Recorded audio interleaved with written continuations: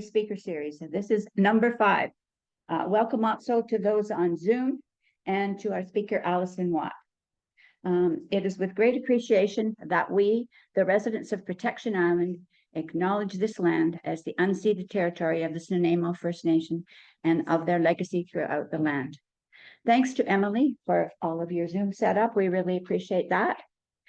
Donations last week of $48 plus. We're not exactly sure how much they were because some people just donated directly to the speaker. I went to the Nanaimo Climate Crisis Hub. This week they will go to NALT, which is the Nanaimo Area Land Trust at Alison's request. They do a lot of land conservancy work. This talk is being recorded for future listening. Emily will let us know when it's available in a few days. Questions, please, at the end of the talk for those on Zoom. Zoomers, use the chat box or raise your hand so Emily can see it. And please mute yourself otherwise. Jim had a message, Jim Irvin. He wants you to know that everything you wanted to know about salmon, except how to catch and cook them, will be on March 24th. And he's really excited to talk about that. Okay. And now I'd like to introduce our speaker, Alison Watt.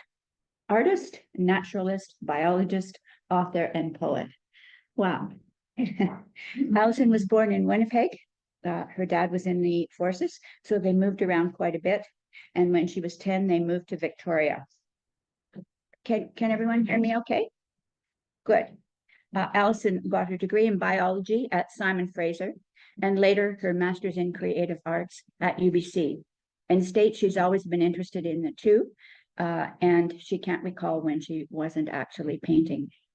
She worked at Van Dusen Gardens in her 20s and was hired to work for BC Parks in the naturalist program, where she spent 6 years.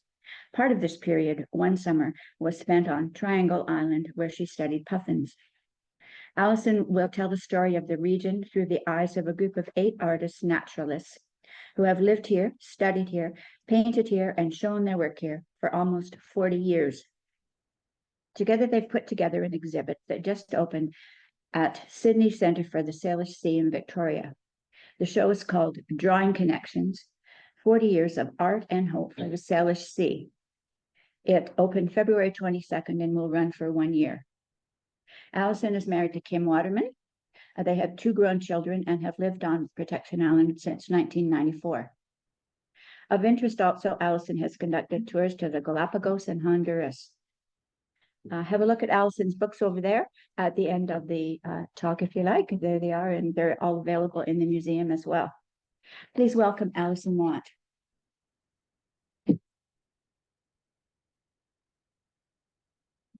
Thanks a lot, Bev. And thank you to the committee who puts on this series. It's a really great addition to the island.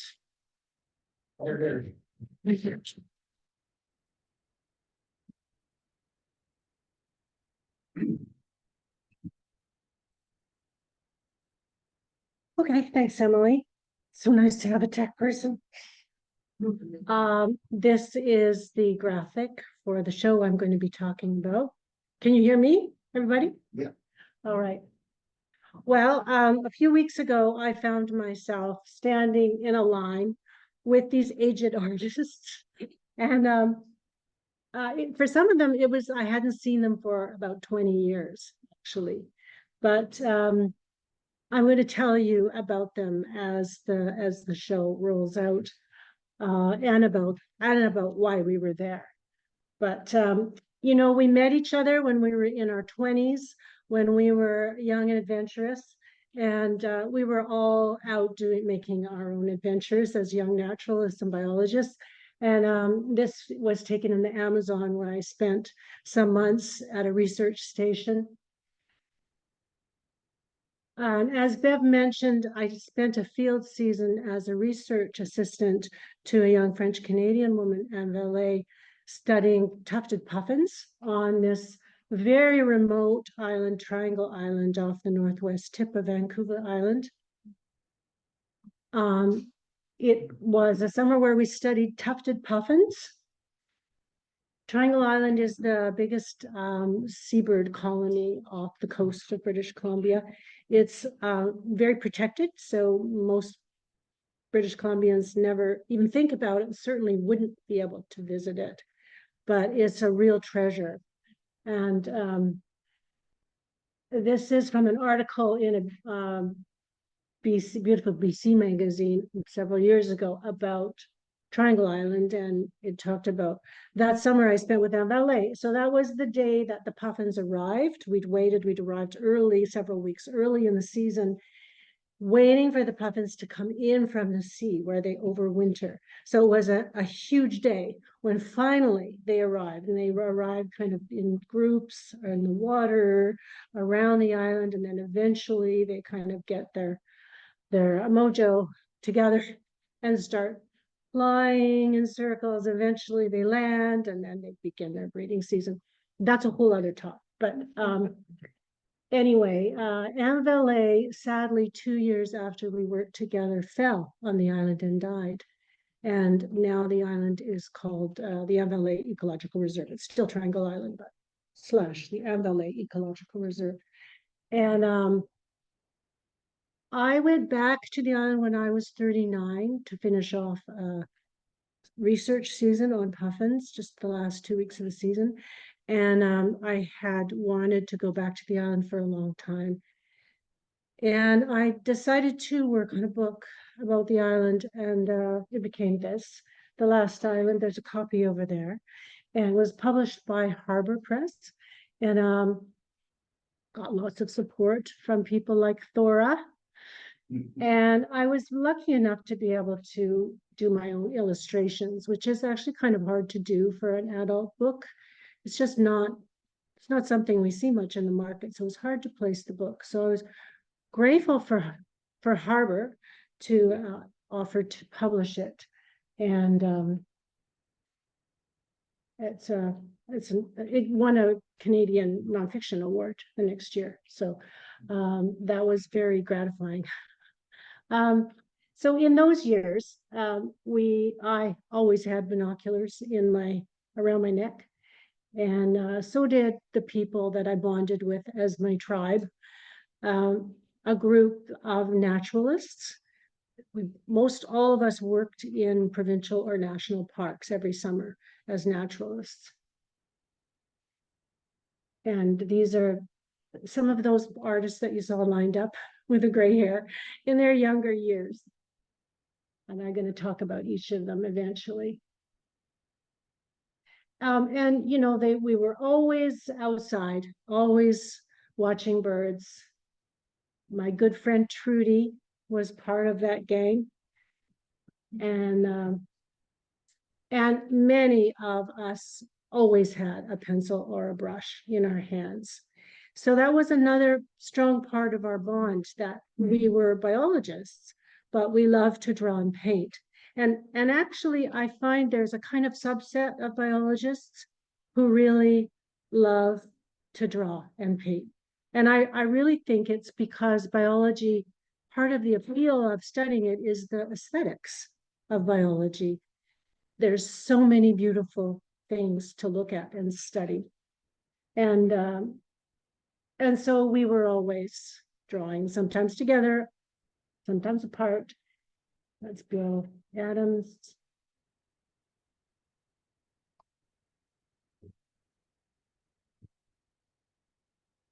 Rain or shine. But in 1984, we decided, well, why don't we have an art show? Which seemed, you know, quite radical, because we weren't artists, we were biologists. But we had it at the McPherson Playhouse in downtown Victoria. I had some little studies of plants. In those years, I painted a lot of plants. And you know, we had shows every 2 or 3 years for about 10 years after that. And we'd always scramble them together wherever we could, usually the cheapest venue that we could find. This one was at Philberg Lodge. And, you know, we're all doing other things, but we'd bring the work that we'd been working on, throw it into frames and hang it up. And so audaciously called ourselves the Group of Eight. We really tried to think of another name, but couldn't think of it. But anyway, this young woman is Linda Haylock, who sadly passed away about 10 years ago. She was, as you could see, a wonderful artist. She lived in Banfield, so many of her subjects were intertidal, subtidal, ocean kind of things. And we were also involved in some collective conservation art projects. I don't know whether any of you remember the Carmana show and book. It was 1989.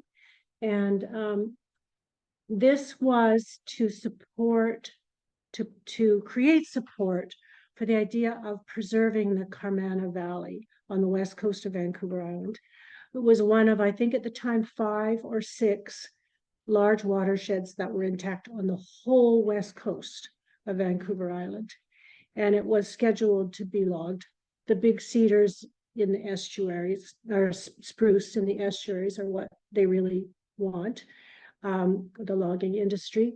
And that's also where the highest diversity is in tropical or temperate rainforests. And so we thought, a small group of us said, well, why don't we put together this art show and try to create support by mounting a show with the belief that, I mean, the information was out there. It had been written about in papers, talked about on the news. And I still believe this, that art can communicate in a nonverbal way and create emotion, an emotional response that can really be helpful in conservation issues. So that show was in 1989. In 1990, the Carmana Park was formed. And then in 2012, a similar event was our friend Oil-Free Coast. And I won't go into a lot of details. Some of you probably remember this, that Enbridge wanted to create what would you call it? Bring a pipeline through to Kitimat and then run 220 tankers full of Alberta bitumen through some of the most torturous and weather-ravaged parts of the BC coast. It was an insane idea. And but the Conservative government did give it a stamp of approval in 2014. The West Coast Law Society worked on this issue for 10 years, and it was reversed in 2019. Yeah, it was. And so we had part of what we did as artists was create another traveling show. And Brian Faulkner, who lives on the island here, was a very pivotal person in this show, and especially taking it to places. He even took it to Alberta. Now I want to introduce you to some of the artists. This is the artist Mark Hobson, who lives in Tofino. Mark was also a very instrumental person in both of those shows, the Carmana and for an Oil-Free Coast. And I met him when I was 21, when I first got hired on as a provincial park naturalist. And he always was inspiring, and he was actually the person who got our first show off the ground as well. He really, he was a busy teacher in the years after that, and also worked in the Canadian National Park in Tofino. But he eventually took the chance and made a life for himself as a full-time artist. And if you've been to Tofino, he has a gallery on the main street in Tofino. It's worth going in. And he's never wavered from his subject material. He's a very dedicated naturalist and conservationist, and he is a wildlife artist. That's a great horned owl. And, he doesn't just paint the animals, he knows them intimately, because he's a really really good naturalist. So I'm sure that that owl is an actual individual that he knows. He's a master of painting the underwater world as well. Peggy Sowden was a young vet when I first met her, but she did work as a naturalist in the summers. A wonderful watercolorist. She and her husband live at Port Neville, the coast off the Johnson Strait.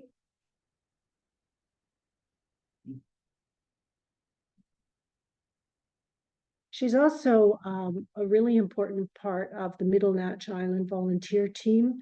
So every summer there's um, a group of volunteers that go out to Middle Natch Island in the Salish Sea and off of sort of between Powell River and Campbell River, and it's in the northern Salish Sea, the biggest seabird colony. So it has a special park designation that requires vigilance. It's a busy part of the strait, and so the volunteers just stay there to kind of be guardians for the island. And we go in weekly shifts. So this is the view from the little driftwood cabin on Middle Natch Island, if any of you have ever been there. Fabulous place.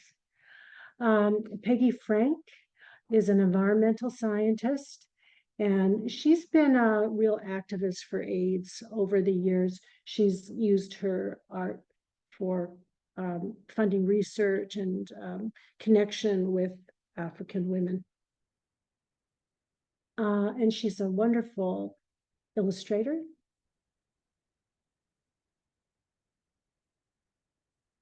Anna Stewart is an educator who has worked for the Banfield Marine Station for over 25 years.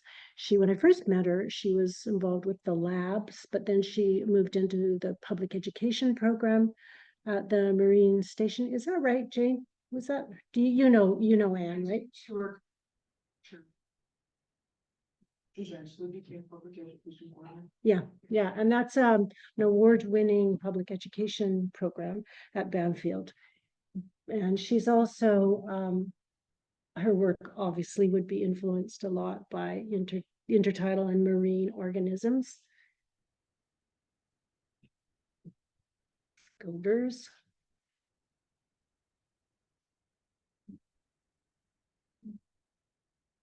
And Bill Adams, I think this is an iPad rendering of his portrait. Bill Adams was also an illustrator.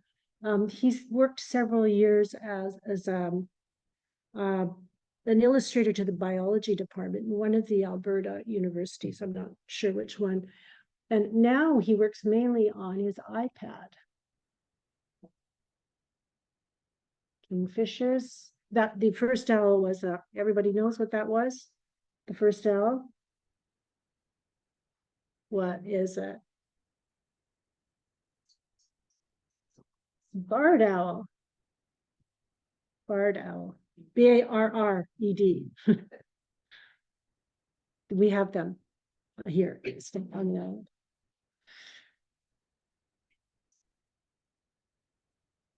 And some of you may know the artist Bryony Penn, who lives on Salt Spring Island. She's an artist and a writer.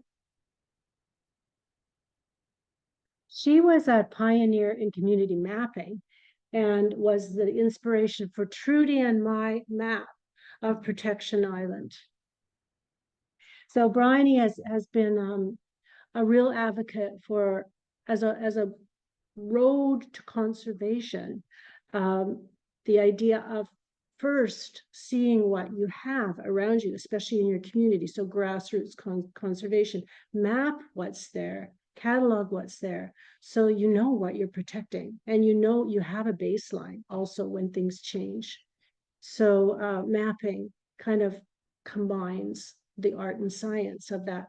And I think just in general, the group of artists that I'm talking about, we really have always loved the combination of art and science. And all of us would say that we're passionate about bringing those two things together. Bryony is a great illustrator, and she's a wonderful writer too. Her book, Year on the Wild Side, is full of her charming drawings. She's very funny too.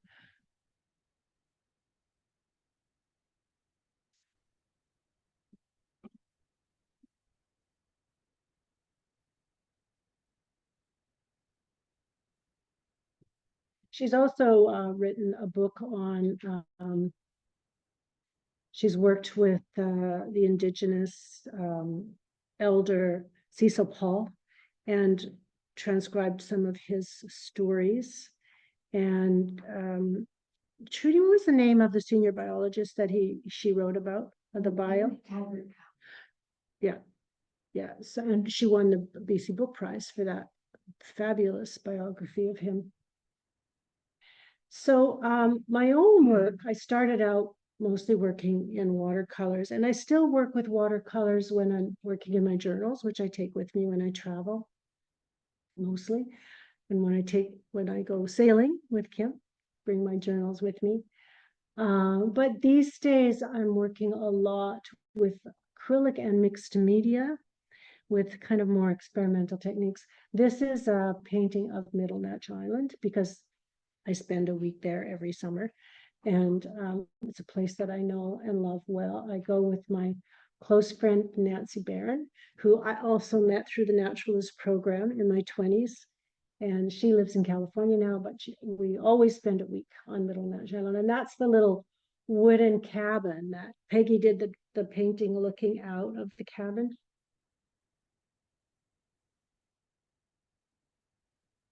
This is one of my mixed media pieces of Gabriola Island, sandstones and lagoons. This is, anyone guess where that is? Anyone know this site?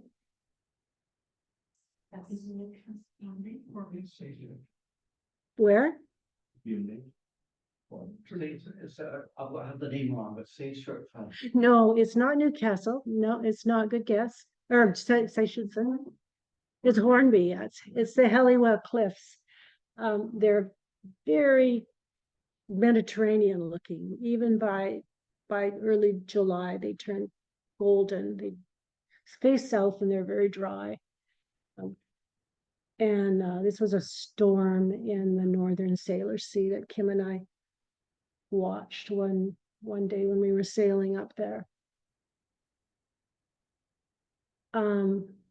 So some, my work is kind of drifting more towards abstraction. But I do still love painting landscape. And this is the painting that a detail of it was taken for one of the banners in the show at the Center for the Salish Sea, which you will see as I go through the art. But this is an abstracted tide pool, right? Right.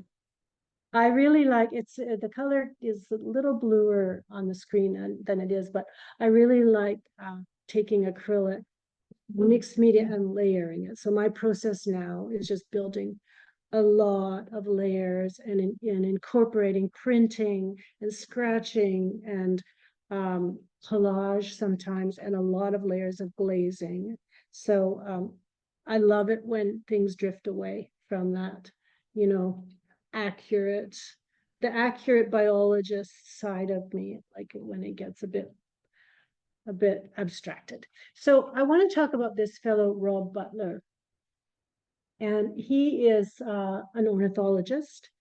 He's one of this group that I knew from my 20s, one of the artists. He has worked for Canadian Wildlife Service for his whole career. He's retired now, but he's just a generally amazing human being. He's a writer. He gives a lot of public talks on birds. He makes films. And he still does a lot of important conservation work, especially on the Fraser River. This is his great blue heron.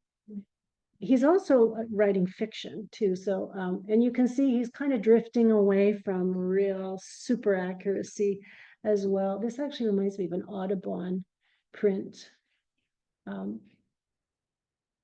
This is a brown pelican.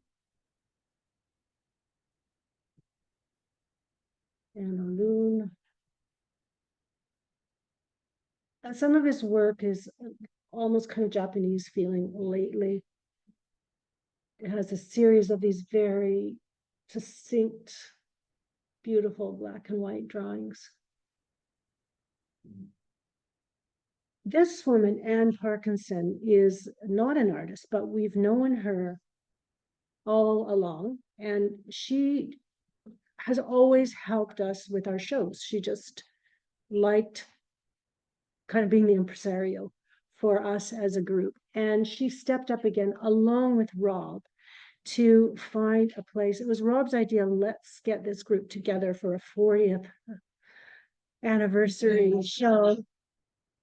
And so they started looking for places. And I think Rob might have been and at the Shaw Center for the Salish Sea for something else, and approached them with this idea of maybe having some space to hang a show.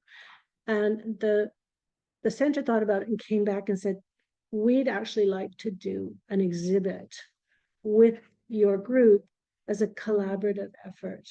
So this isn't actually really a show. It's an exhibit. So there were exhibit designers. I mean, it's a far cry from, gathering up our work and shoving it in the back of our cars and driving it to the McPherson Playhouse and hanging it together. I mean, we actually had designers working for us to create the sense and design of the show. And the show is really about, well, you can read that for yourself. Yeah. It's about the group. Members of the group came together for several more shows, and many worked together in a variety of art for conservation initiatives. 40th anniversary of the group.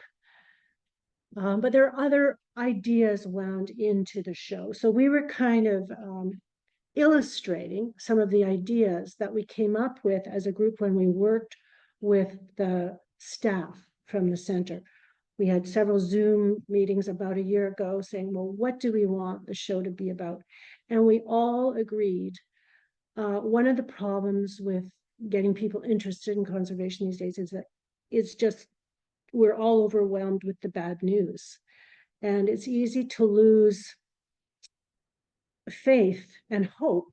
It's easy to lose hope, like you might consider doing something, some small thing, but then you realize, you think, oh, but the bigger problems are so much bigger. But it was important to us to tell some good news stories because actually there are a lot of them. I mean, climate change aside and the possible ramifications of that.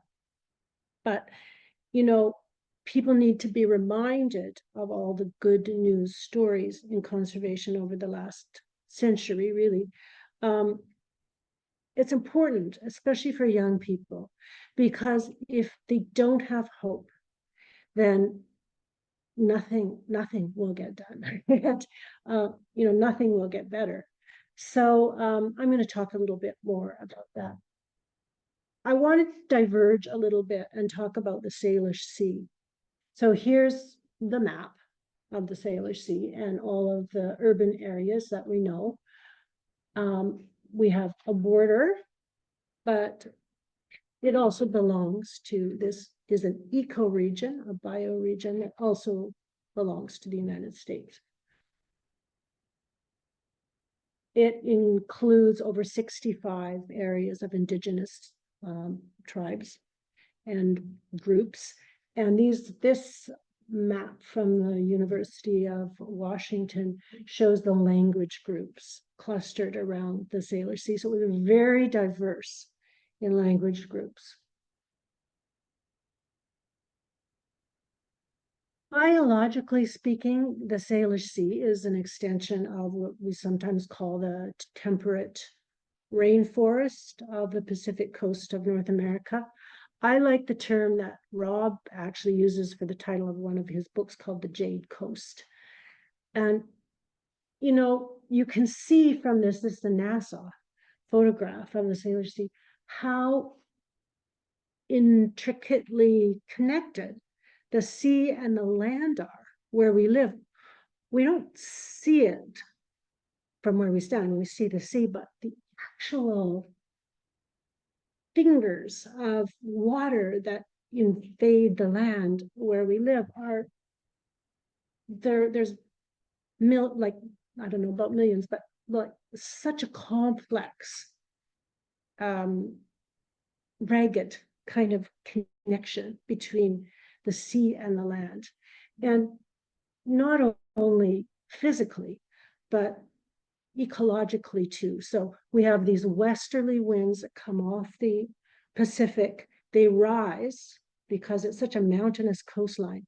They drop the rain that's been carried from far at sea. And then the rain rushes into rivers that carve their way through these mountain ranges, and then slow and quiet in massive, sometimes massive estuaries where the nutrients of the land have been carried in. And all along the continental shelf, those nutrients also create rich areas of feeding and upwelling. So, this is not actually just land. We're a land sea combo here in so many ways.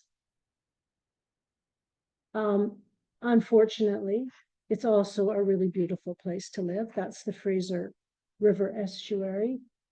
And you can see the plume. This was obviously taken in late spring because you can see the plume of sediments coming down the Fraser River. And I'm sure you've seen this when you've gone across on a ferry. And it comes all the way over here. There are, in the whole of the Salish Sea right now, about 9 million residents clustered around this very rich body of water. Did you say that? 9 million. Did I say 90? No, 9. About 90% of the foreshore of the Fraser River, the delta, has been filled, drained, or diked. So it's already the Fraser Delta, which is the largest river in Canada, in Western Canada, the largest river that empties out onto the west coast of Canada, and the largest salmon-bearing river in North America. Is, it's already been challenged by development, but there are a number of remediation things going on in that delta to make it work better for salmon. And maybe Jem will talk about that next talk, I'm not sure. Some of them are, again, groups of just ordinary people with hope. For instance, Rain Coast, which our friend and neighbor Brian Faulkner helped found, has been working to create side channels in the Fraser Delta, so that fish can move into the estuary better, because it's been really altered through industrial uses. And so just thinking like a fish, and thinking, well, what do they need to get into areas where they can, spend their first year or two, depending on the species, in the estuaries, because these estuaries are really important for salmon.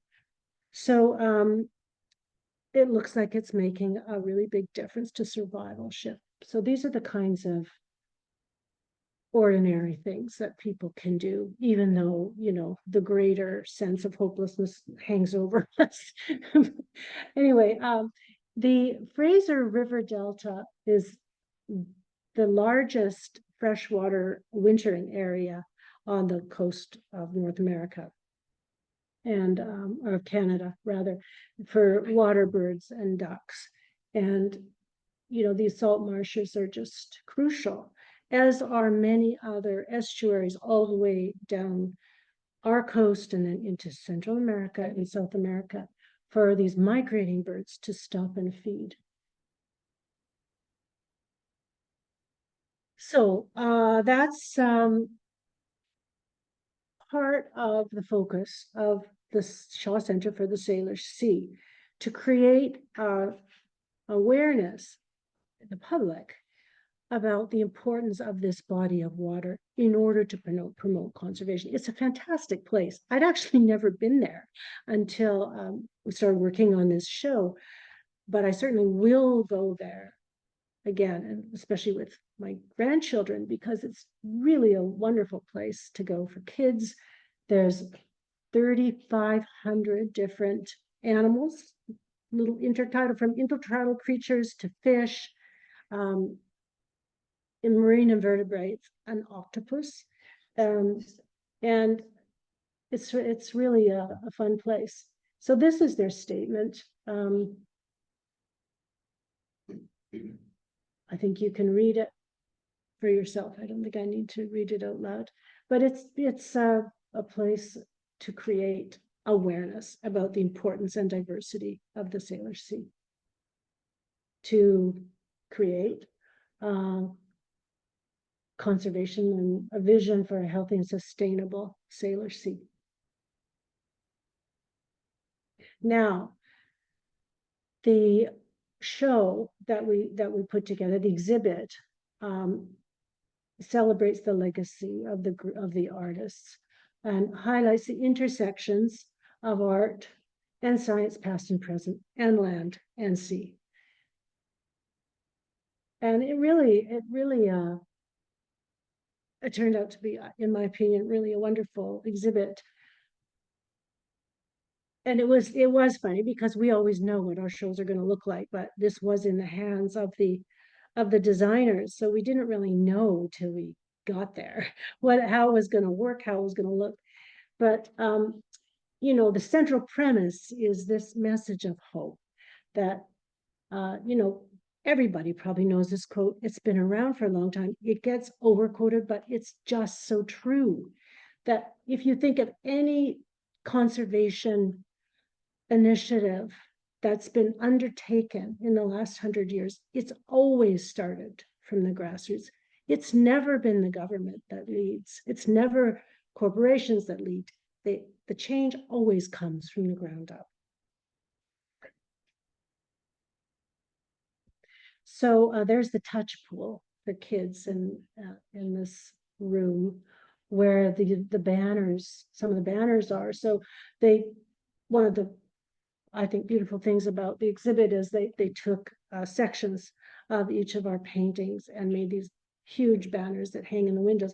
And the situation of the center is really gorgeous. As you can see, you know, it looks out into Harrow Strait, across to the American Gulf Islands. Beautiful light.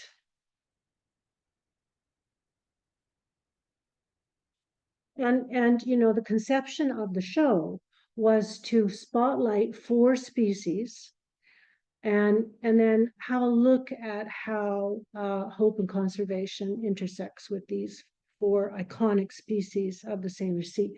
And the timeline down here, this was a conceptual image here from their planning stages, but you can see that there's this timeline underneath.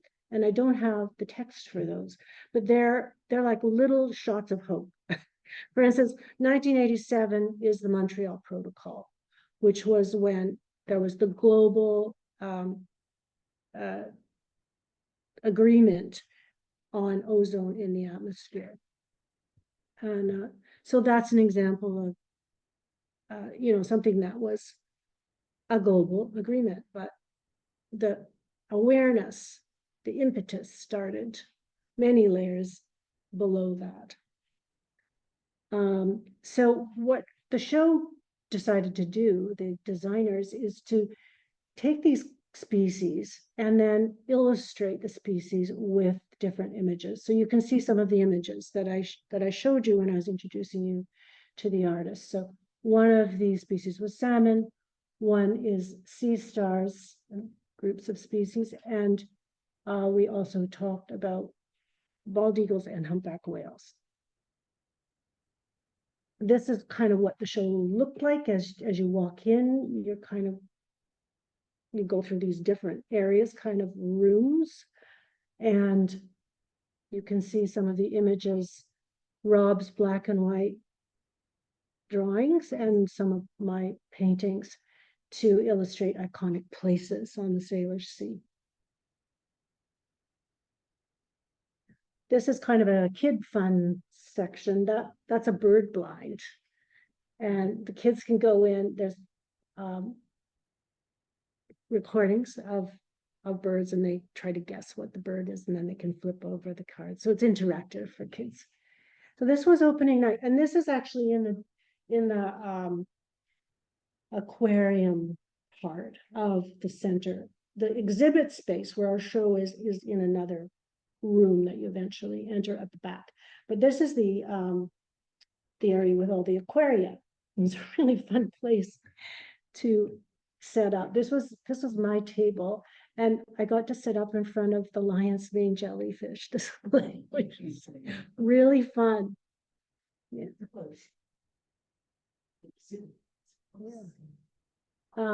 And another part of the display were our sketchbooks, our field sketchbooks. So that one on Middle Notch Meadows in the front was one of my sketchbooks, and there are lots of other sketchbooks on display there too, the other artists. There's the kids in the bird blind. And there's a section where there's little biofilms, short films, like 4 or 5 minutes long on each of the artists. And opening night. So finally, people get to come through and read, interact with the exhibit, read it and move through it. So I want to talk a little bit about each of these 4 species that the show focused on. And the first one is salmon. So now this isn't a clear-cut good news story, as we all know. There's 5 species of salmon in British Columbia. And in general, their populations are not doing well. And the long-term outlook with a warming ocean is not great. Jim, would you agree?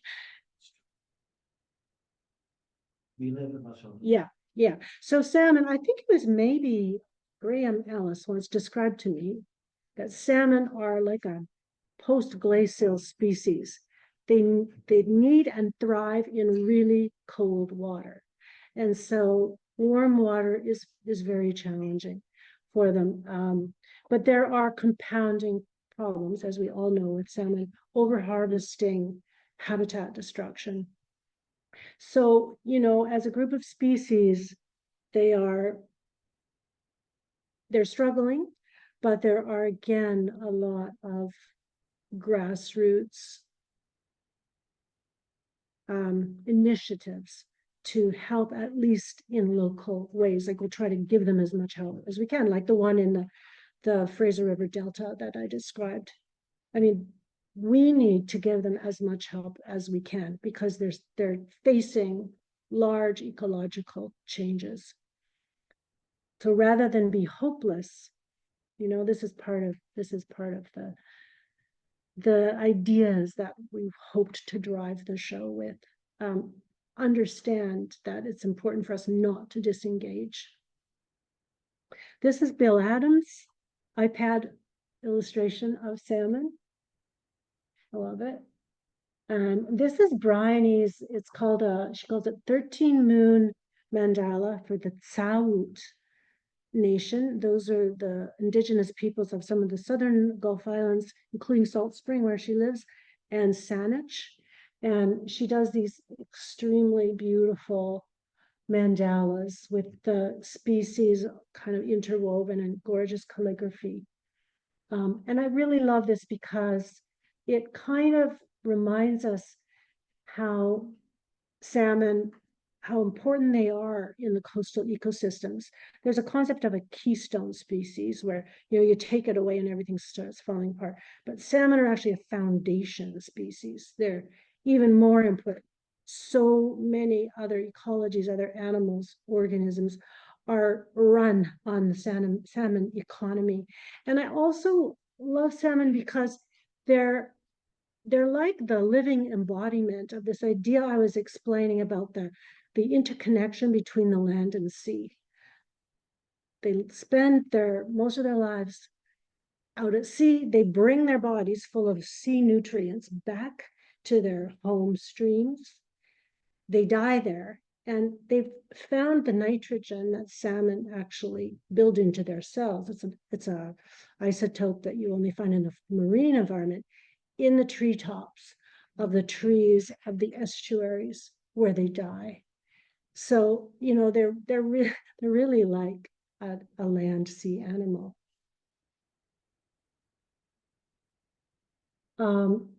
The other group that we looked at in the show are sea stars. And again, a little bit of a complicated story. Sea star wasting syndrome. We saw this on our own shores. We saw the purple starfish just kind of melting away. And they seem to be recovering, but the sunflower stars, Pycnopodias, are not. And again, probably some of these large overarching ecological changes because of warming waters are affecting this. It's a virus. Large changes in pH and average temperatures. So it's still not really understood.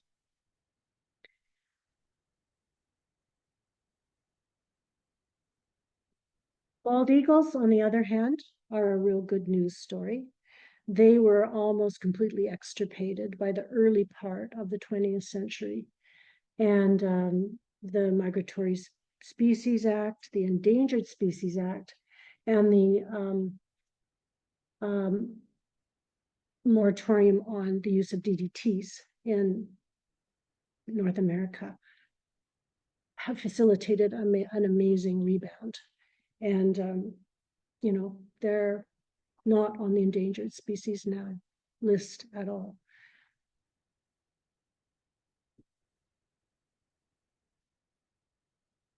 And another good news stories are humpback whales. So I think there are maybe, I'm trying to remember the number, 400 humpback whales. They were certainly extirpated completely in the Salish Sea by the early 1900s. Now there's 80,000 humpback whales in the North Pacific, and they are not considered endangered.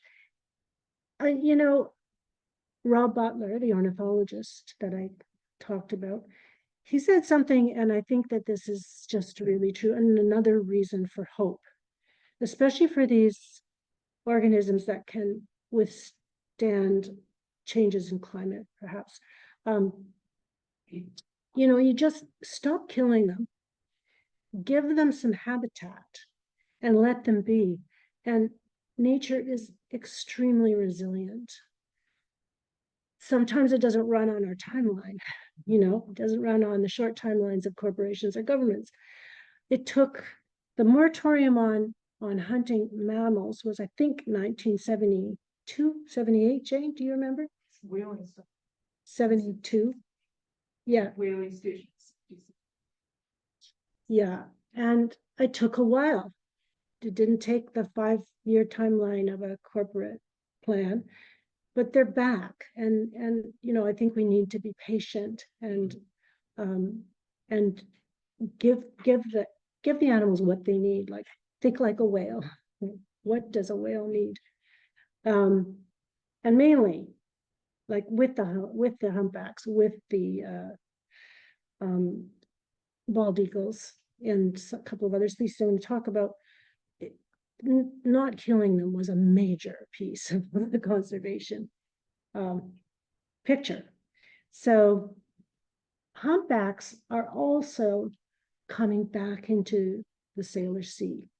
And I don't know what's going on down in the States. I think also down in the States, but certainly in our Salish Sea, they're coming back. And, you know, there were 97 humpbacks cleansed at Page's Lagoon, which is Piper's Lagoon, just up the way in 1907. The records there show that over the years that was operating, 97 humpbacks were processed there. So they were in the Strait of Georgia, but Salish Sea. So what is that? That's over 100 years, but they're back. So when I go to Middle Natch Island now every summer, I can lie in my tent at night and hear them breathing out in the bay. I mean, it's just, it's really heartwarming. Trumpeter swans, another good news story, almost extirpated. There was a small remnant population in Montana. They were very quickly kind of emergency conservation measures almost. They started collecting eggs, having breeding pairs in zoos, reintroducing the eggs and the young to other parts of North America. And now they're not endangered. I think there's, I don't want to quote a number, but they're off the endangered species list. 60,000, I think now. So that's also a great news story. And peregrines too, for the same reasons that eagles have rebounded. Peregrines have rebounded. And then finally, our sea otters. Now, I'm not sure sea otters were ever really in the Salish Sea because the waters are too warm. There was probably too many people. Oh yeah. Yeah, I've actually seen a sea otter off of Middle Natch one summer. Wait for us. And it was not around. Right, yeah, they're pretty distinctive. But as I understand it, the young males tend to wander, and so they'll go, looking for new territory. But sea otters, they always make me think of that quote by Aldo Leopold. The first rule of intelligent tinkering is to keep all the parts. And the sea otters were almost completely extirpated off. Well, they were thought to be extirpated on the coast of British Columbia. I think now they think there were a few floating around the Hackeye Pass area, but they were reintroduced in the 1970s, I think. Not sure about the date exactly, from individuals from a population in Alaska. They had to try twice. The first group all died. Reintroduced into Chequaset Bay, south of the Brooks Peninsula. And again, it took a long time. For them to look like they were succeeding. But now not only is that population thriving, but there's little seeded populations all down the coast. And now they're doing very well. And even if you just go to Tofino, you can often see a sea otter. And again, the reason we should have kept that piece in our tinkering is because sea otters, it turns out, again, have a profound effect on the other species in their ecosystems. So, and we have one of the world's experts on this here in the audience, Jane. They eat a lot of subtidal things like urchins. And when they were taken out of the ecosystem, the urchins grazed all the young kelp out. They're like cows, grazing the floor of the subtidal floor. And so the kelp forests started disappearing. And kelp forests are very important nurseries for all kinds of other organisms and fish. So it's a very good thing that sea otters are recovering here. And it turns out, I just read this in Hackeye magazine, that sea otters are also important in eelgrass beds because they take plugs out as they're foraging around for clams, and those get colonized and create greater diversity in the meadows of the eelgrass. So, and greater genetic diversity is always a good thing. So, I want to talk about a local example of activism for conservation. This is the Nanaimo River. So the Nanaimo River estuary is the largest estuary on the eastern side of Vancouver Island. It's a major migration stopover, and it also nurtures, I think all 5 species of salmon are here, right, Jim? And the Nature Conservancy, working with ordinary citizens, created this channel here to create ways for the fish to get into the more nutritional estuary region. There had been something like 80,000 tons of gravel dumped here for some reason that I can't remember why it was. It was for industrial reasons. And so the fish were, most of the